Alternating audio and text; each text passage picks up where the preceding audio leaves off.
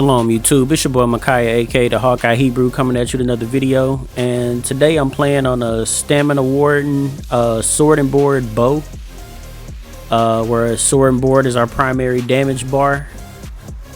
Let's go ahead and look at the character sheet and then we'll get into the sets. Let's buff up.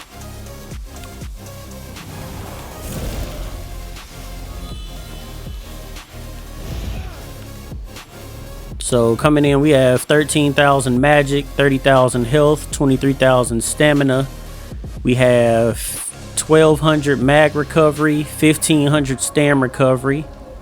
Our weapon and spell damage is coming in at 5,500, and that'll go up because of one of our sets. Our base pen is 7,800.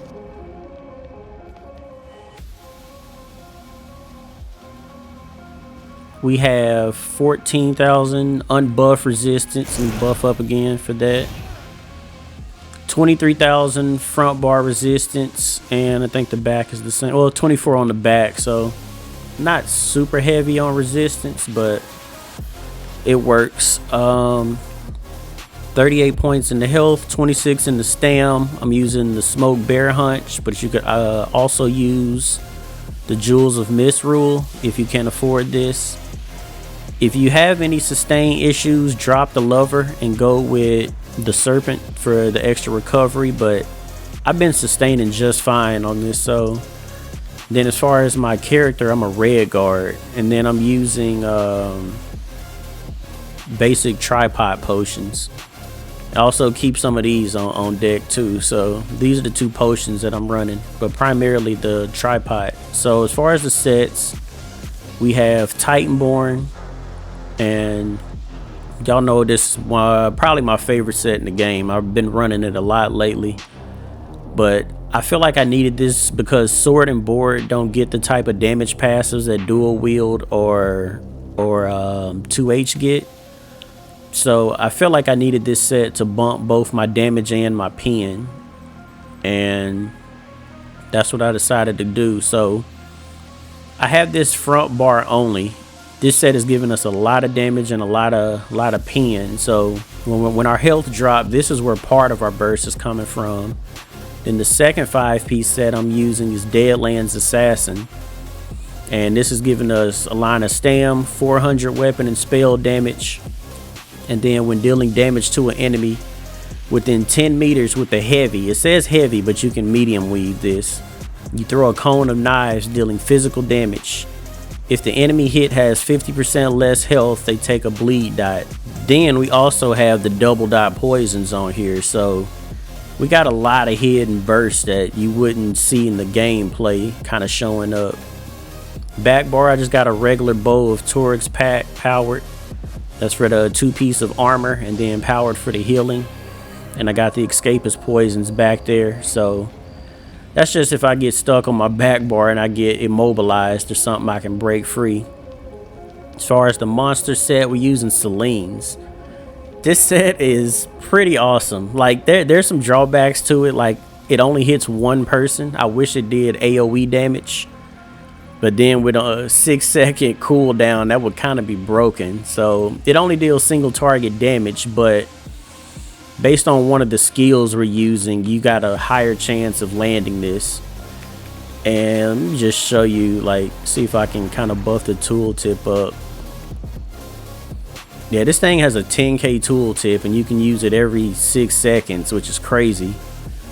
I got the Deadlands Assassin, Reinforced Jack, got a medium shoulder, Selene's M-Pen. I try to put as much M-Pen as possible. Titanborn, M-Pen, Reinforced, M-Pen, and then on the jewelry, I got all Titanborn infused with damage.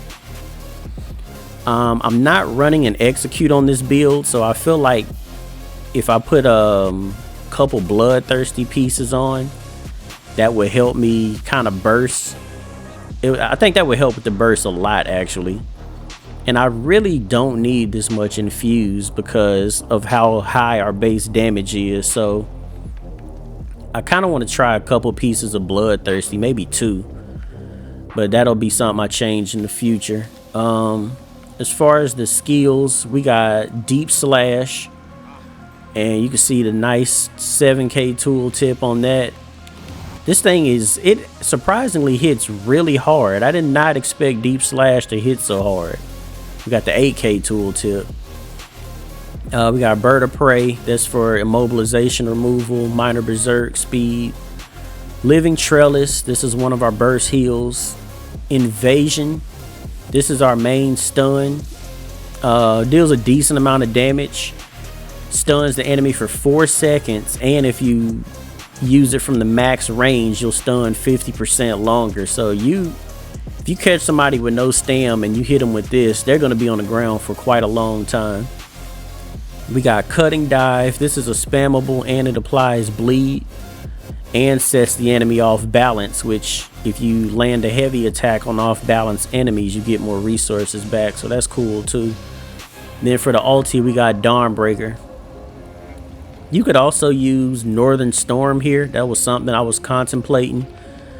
Dawnbreaker stuns, and I already have access to 2 stuns. I can hit the enemy with Cut and Dive, set them off balance, and heavy attack them, or I could just shield charge into them. We got multiple stuns, so I thought about using Northern Storm, but ultimately I just stuck with Dawnbreaker. Then on the back bar, we got Bull Netch for more recovery. Ice Fortress, our armor buff, and it's giving us minor protection. Polar Wind, feel like it's the superior heal to Arctic Blast. I don't need any more stuns.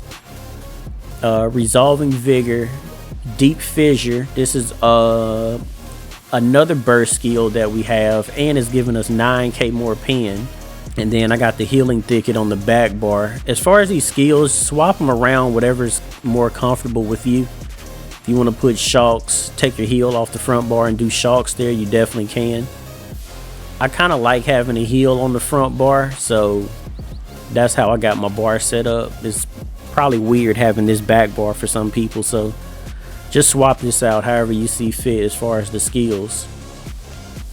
And then as far as like our basic burst rotation, the reason why I was saying there's so much hidden damage is, so basically you're popping beetles, and then the way that I test to see if somebody's squishy or not is I throw a couple of these at them and see how much health I take away. That's kind of how I decide my target. So you got the shocks going off, you throw that, and then you shield charge in them. Selene comes out. As you can see, my double dot poisons is going off, and then right when I hit that, I cock back a medium weave into a low slash. So it's like what ends up happening is the beetles is going to hit right at the time that you shield charge. The Bird of Prey should hit kind of in the same window. When you shield charge the enemy, Selene's is hitting the enemy, and then you heavy attack into a low slash. As you can see, the Deadland daggers got thrown out, the medium weave hits, and the low slash hits. This is a lot of kind of hidden burst damage. That's kind of the basic combo, and it's really fun. Like, I haven't had this much fun on a Warden in a while. So, and then you could just medium weave into a low slash. You can see I got 3 dots ticking on them. So that's the double dot poisons, and it's the bleed effect. And then you got your Dawnbreaker dot ticking on the enemy as well. So this build is extremely fun. Like, I've been having a blast on it. Champion points in the green tree, Rationer, Liquid Efficiency, War Mount, Gifted Rider. In the blue tree, I'm using Master at Arms, Biting Aura, Ironclad, and Duelist Rebuff. And then in the red tree, we have Survival Instincts, Pain's Refuge, Sustained by Suffering, and Balanced Vitality. And you can swap any of these for Celerity if you want to. I felt like I didn't need it on this build. So that's pretty much the build. That's all I got to showcase to you all. Y'all let me know what you think about it. If you end up trying it out, let me know what you think. Also, think we're getting closer to 1,000 subs. I finally hit 600. We're getting closer and closer to the 1K goal, so I appreciate all of you that subscribe to the channel and support the content, and hope you enjoy the gameplay, and I will catch you all later. Peace.